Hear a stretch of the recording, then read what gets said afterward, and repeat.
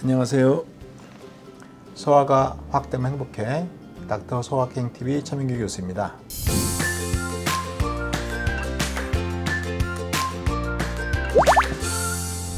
오늘은 변비에 대해서 얘기해 볼까 하는데요. 변비는 이제 가장 흔한 유장 증상이죠. 그래서 많은 분이 변비로 고생하시고 또 나름대로 방법을 동원해서 변비를 해결하고 계시지만 그래도 이제 많은 분들이 치료법에 만족하지 않고 있는 것이 현실입니다.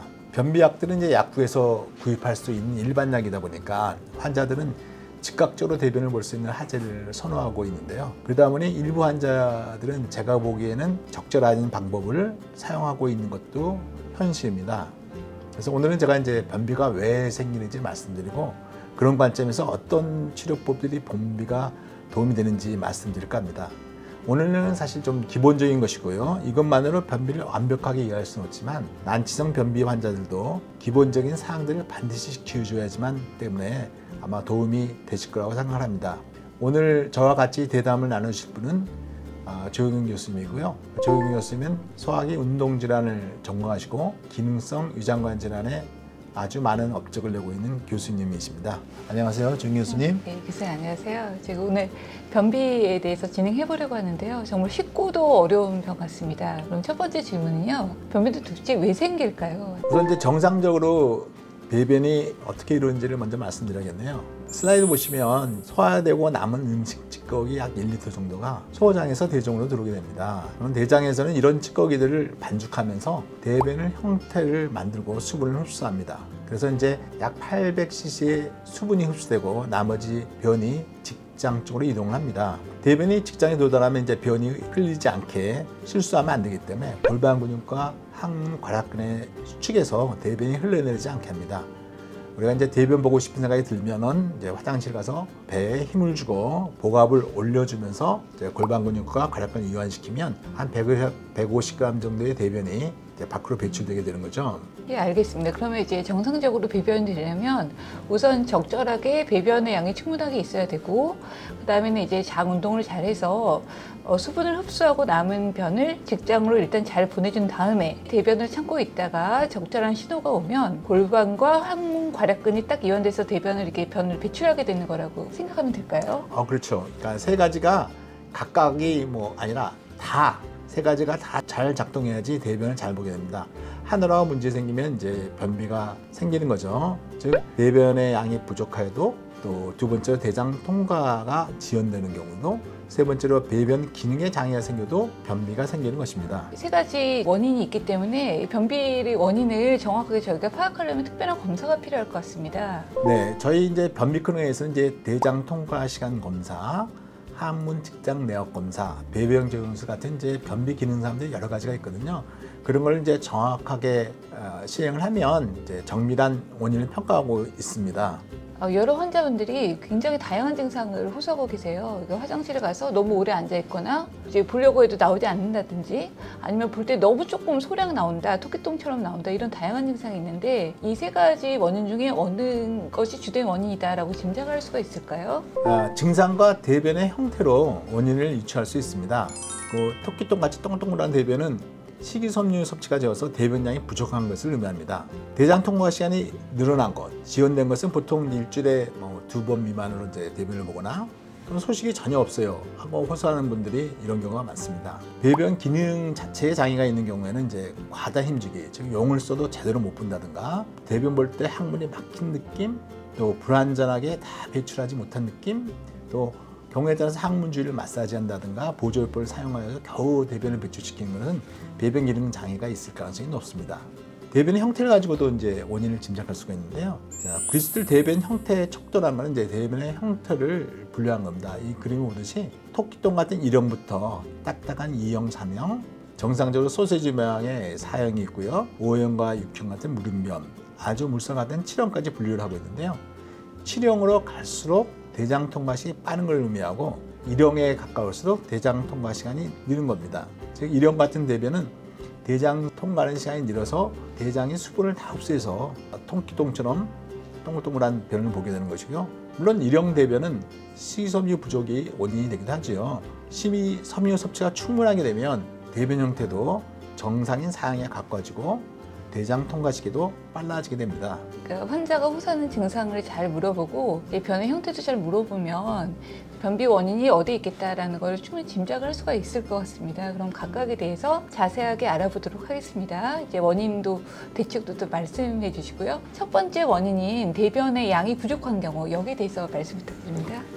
건강한 인에는 이제 약 1리터의 소화된 것난 찌꺼기들이 대장으로 들어옵니다. 다이어트 하는 분이 변비가 많은데 다이어트를 하게 되면 찌꺼기 양이 적으니까 변비가 생길 수밖에 없죠. 특히 이제 수분을 안고 가는 식이섬유를 충분히 섭취해야지만 대변을 잘 보게 됩니다. 보통 하루에 20에서 25g의 식이섬유를 섭취하는 것이 권장이 됩니다.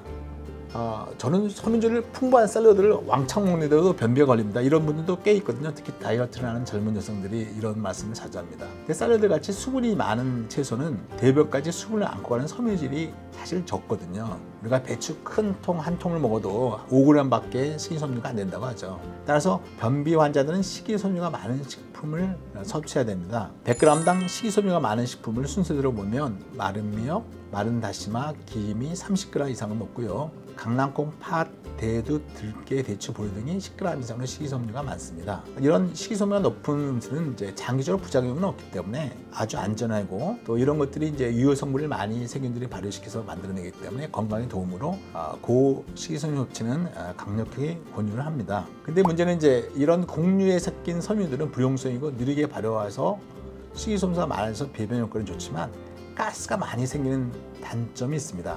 가스가 많이 생기기 때문에 곡물로 식이섬유 섭취하는 걸 쉽지는 않죠. 장기간 이런 음식만, 거친 음식만 먹는다는 게. 그래서 이제 식이섬유를 대체할 수 있는 것은 이제 팽창성 하재가 있습니다. 특히 팽창 하재 성분 중에서 가장 흔한 것은 이제 수용성 섬유하재가 불용성 섬유보다 효과가 좋죠. 그래서 대표적인 수용성 섬유제제는 이제 차전자피 제제인데요. 아기오 아락시 같은 많은 변비약들이 대개 차전자피를 베이스로 하고 있습니다. 폴리카보피라는 인공섬유제제도 곡물보다는 효과가 좋고 가스 형성 팽창감이 좀 적은 것으로 알려져 있습니다. 그렇지만 이런 섬유성 팽창하제는 아무래도 이제 먹고 나서 섬유가 수분을 안고 팽창하기 때문에 곡류보다는 덜하지만 가스가 차고 배가 빵빵해지는 단점이 있어서 환자들이 오랫동안 복용하는 걸 꺼리는 경우가 많이 있습니다. 이런 경우에는 이제 대변량을 늘리는 방법으로 이제 섬유 말고 수분을 안고 가는 그런 삼투성 하자가 있습니다. 프리바이오틱스 제제가 이제 가장 여기에 대표적인 건데요. 우리가 락틸로스 제제가 이제 제일 흔히 팔리는 약이죠. 상품명으로 이제 두파락, 두락한 같은 게 있습니다. 락틸로즈는 이제 장내 세균이 발효해서 대변량을 늘려 우수한 배변 효과가 있습니다. 이런 프리바이오틱스 약제는 아주 안전해가지고 임신부나 소아도 사용할 수 있는 장점이 있습니다. 근데 이것도 이제 발효되면서 수분도 생성되고 대변량도 늘어나지만 가스가 생기기 때문에 복부 팽만 등의 불편감이 늘 수 있는 단점이 여전히 있습니다. 그러면 가스를 좀 생성하지 않는 그런 삼투성 하제는 이제 마그민이라고 PEG 제제가 있는데요. 이런 이제 염류성 하제들은 수분을 안고 가지만 발효 같은 게 없기 때문에 가스가 안 생기죠. PEG 제제가 조금 더 우수하지만 PEG 제제는 이제 대장 내시형 전처치 약물로 사용하는 그거를 변비약으로 만든 건데요. 비교적 효과가 좋고 안전하지만 이제 맛이 좀 없어서 역시 장기적으로 먹는데 문제점이 있고 약값이 마그닌에 비해서 이제 비싼 게 단점입니다. 대변량을 늘려줄 수 있는 것이 이제 식이요법도 굉장히 다양하고요. 그 이외에 팽창성 하제, 삼투성 하제, 이제 다양한 약에 대해서 설명을 해주셨습니다. 많이 도움이 되실 것 같고요. 이제 환자분이 흔히 말씀하시는 게 내가 변이 너무 딱딱하니까 물을 많이 먹어야 되지 않느냐. 그래서 수분이 부족하니까 수분 충분하게 섭취하는 게 좋을까요? 이렇게 물어보시는 게 굉장히 많거든요. 이게 많이 도움이 될까요? 물을 많이 먹으면 대변이 묽어질 것 같지만 실제 물을 먹으면 위장과 소장에서 다 흡수가 됩니다. 그리고 나서 이제 소화시키면서 물이 나온다든지 소화액으로 분비가 돼서 이제 다시 다른 형태로 이제 분비되는 거죠. 그래서 물을 많이 먹는다고 해서 대변이 묽어진 건 절대 아닙니다. 따라서 물을 많이 먹는다고 변비 치료에 효과적으로 할 수는 없지만 수분 섭취가 부족하신 분들, 그래서 변비가 생긴 분한테 반드시 필요는 하겠죠. 특히 이제 팽창성 하제를 먹는데 그 팽창 하제는 이제 수분을 안고 가는 거잖아요. 그 때문에 이제 그런 하제를 복용할 때는 충분한 수분을 섭취하는 것이 좋습니다. 어떤 경우에 있어서는 충분하게 수분을 섭취하는 것이 많이 도움이 된다고 말씀해 주셨습니다. 이제 두 번째 원인 살펴보겠는데요. 난 장이 잘 안 움직여요. 이런 분들 굉장히 많거든요. 대장 통과 시간 지연을 개선시키는 방법에 대해서 말씀 부탁드릴게요. 대장 통과시키는 지연하는 요인이 있는지를 좀 살펴보고 개선해야 됩니다. 대표적인 이제 복용하는 약제 중에서 대장 운동을 느리게 하는 게 많거든요. 고혈압 약 같은 것도 칼슘 제제, 마약성 진통 등이 이제 대표적으로 대장 통과 시간을 느리게 하는 약물이거든요. 이런 약들을 이제 복용하는 것을 줄여야 되고 다른 제조로 바꾸는 게 있겠죠. 두 번째는 이제 대장 운동 이상이 같이 동반되는 흔히 오는 이제 당뇨병, 파킨슨병, 공피증 이런 병들 있죠. 갑상선 기능 저하증 이런 것들은 이제 기저지원해 줘야 됩니다. 당뇨병 같은 당이 잘 조절되어지면 변비도 같이 개선이 되죠. 일반인한테 가장 대장 운동에 영향을 주는 것은 스트레스입니다. 우리가 여행을 가든 또 환경의 변화가 생기면 당연히 배변 습관이 달라지게 되잖아요. 그래서 스트레스가 변비의 원인이 되는 경우가 많습니다. 그래서 이제 스트레스를 적절하게 해소를 해야 돼요. 여러 가지 방법이 있죠. 명상도 좋고 요가도 좋고 정신 상담도 좋겠지만 제가 추천하고 싶은 신체 활동을 증가시키는 거죠. 우리가 가만히 누워 있는 분들은 변비가 심해지거든요. 그러니까 신체 활동을 증가하는 것 자체가 배변 기능 개선에 도움이 되고요. 그렇기 때문에 스트레스를 다른 방법보다는 규칙적인 운동으로 풀고 그런 규칙적인 운동에서 신체를 튼튼하게 되면 당연히 장의 기능도 좋아질 걸로 생각이 됩니다. 비만 환자가 체중을 줄이는 것도 변비에 도움이 되고요. 마이크로바이오타 장내세균을 조절하는 것 이것도 변비에 도움이 되죠. 약물이라든지 기저질환 이런 거를 이제 기본적으로 조절하는 게 굉장히 필요할 것 같습니다. 하지만 이렇게도 조절이 안 될 경우는 저희가 약의 도움을 받을 수가 있잖아요. 그래서 대장 운동을 개선시키는 약제가 어떤 것이 있을까요? 대장 운동을 자극하는 약제라 해서 자극성 하제라고 하는데요.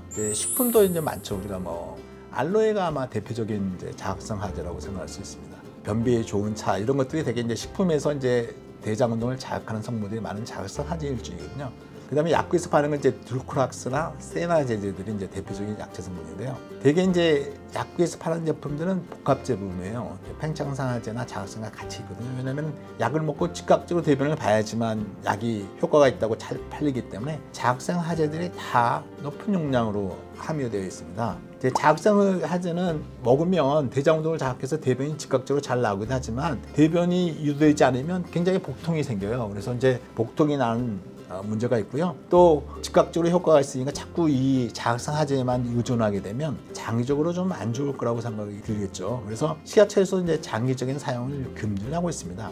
옛날에는 이제 자극성 하제를 장기 먹으면 심하게 신경이 망가질 거라고 이제 생각을 했는데 최근에 연구 보면 그렇게 심각한 신경손상은 일어나지 않는 걸로 부정이 돼서요. 최근에 이제 허가령 용량에서는 장기적으로 복용할 수 있다 이렇게 생각하고 있습니다. 그러나 이제 자극성 하제로만 의존하게 되면 이 약을 남용할 수 있어 부작용이 오르기 때문에 상시 복용보다는 2, 3일간 배변을 못 보면 한 번 정도 복용하는 것이 좋다고 의사들이 권유를 하고 있습니다. 그 외에도 이제 대장 운동을 일으키는 약제는 프루칼로프라이드라든지 아미테자 같은 약들이 새로 개발되었는데요. 이런 약들은 최신 약이고 비교적 효과가 있지만 아직까지 일반 약이고 약값이 기존 약의 10배 정도로 굉장히 비싸서 장기적으로 먹어야 하는 변비약으로는 좀 받아들이기 또 어렵죠. 자극성 하제가 굉장히 효과는 좋지만 장기적으로 사용하게 되면 주의해야 될 점을 꼭 이제 알고 계시는 게 좋으실 것 같습니다. 마지막으로 배변 기능 장애에 대해서 말씀 부탁드립니다. 배변 기능에 영향을 주는 것은 이제 골반 부위 항문 주변에 질환이 있다든가 또 항문 같은 걸 수술해서 건드렸다든가 이런 것들의 원인이 될 수도 있지만은 잘못된 배변 습관에 의해 생기는 경우가 아주 많습니다. 이런 경우에는 이제 변비 클리닉을 방문해서 배변 기능을 좀 확실히 체크를 해서 정말 배변 장애가 있는지 배변 기능 자체가 문제가 있는지를 보고 그런 검사 결과를 통해서 바이오 피드백 치료를 받는 것을 추천을 합니다. 오늘 변비의 원인에 대해서 자세히 설명해 주셨는데요. 마지막으로 간략하게 세 가지 원인에 대해서 정리해 주시기 부탁드리겠습니다. 변비 증상도 다양하고 여러 원인이 복합적으로 관여를 합니다. 그래서 이제 변비가 생기시면 자기 변비의 증상과 대변의 형태를 보고 변비의 원인을 찾아보는 게 좋습니다. 아울러 이제 변비를 악화시킬 수 있는 요인이 뭐가 있는지를 조사해 봐야 됩니다. 그래서 거기에 따라서 적절한 조치를 취하면 됩니다. 변비 치료에서 규칙적인 식생활, 또 운동, 충분한 식이섬유와 수분의 섭취가 기본입니다. 약제를 사용하더라도 이런 기본은 계속 유지하는 게 좋습니다. 변비에 대한 약물요법은 기전에 따라서 부피 형성 하제, 섬유소 팽창 하제, 삼투성 하제, 자극성 하제로 분류할 수 있는데요. 대변을 늘리는 부피 형성 하제부터 시작해서 단계적으로